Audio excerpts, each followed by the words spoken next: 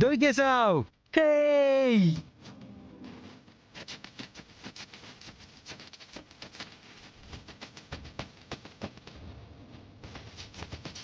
చెప్పానా నా నుంచి నువ్వు తప్పించుకోలేవని?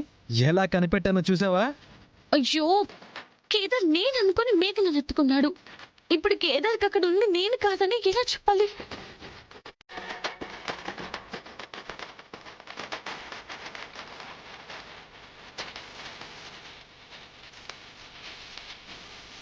ఏంటి మేడం, నోట్లో నుంచి మాట కూడా రావట్లేదు?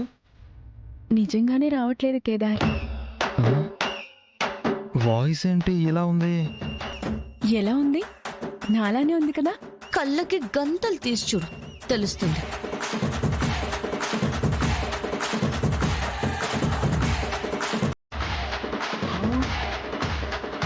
మేఘనా,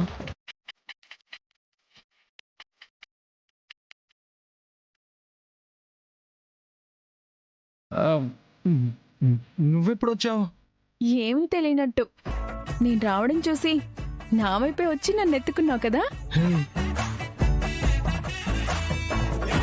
ఛీ, నా బతుకు బుద్ధిగా ఆడుకోక నీకెందుకురా ఈ ఎదవెక్సెకలు?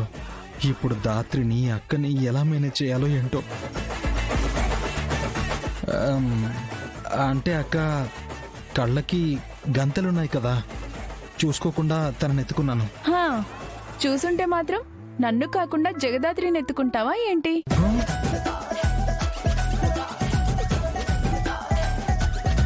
ఏంటిలా చెప్పా పెట్టకుండా వచ్చావు? నీతో మాట్లాడాలి, అందుకే వచ్చాను. సరే, ఏంటో చెప్పు. అందరిలో కాదు, ఒంటరిగా మాట్లాడాలి. ఏమున్నా ఇక్కడే మాట్లాడు. అంత పర్సనల్ గా మాట్లాడేంత పర్సనల్స్ ఏముంటాయి మన మధ్యలో? అబ్బా కౌశికి గారు, ఇంత మొండి మనిషిని ఎలా భరిస్తున్నారండి?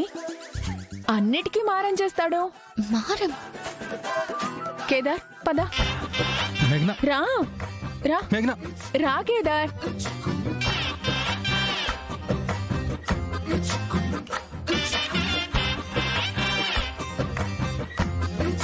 అయ్యయ్యో, పాపమత్తయ్య, జగదాత్రిని చూస్తే బాధగా ఉంది. ఏందమ్మీ, నీ కండ్ల ముందే నీ మొగుడినట్ట చేయి పట్టుకొని తీసుకుపోతా ఉంటే నీకేం బాధగా లేదా? బాధపడి బయటపడితే ఉన్న ఉద్యోగం ఊడుతుంది కదత్తయ్య.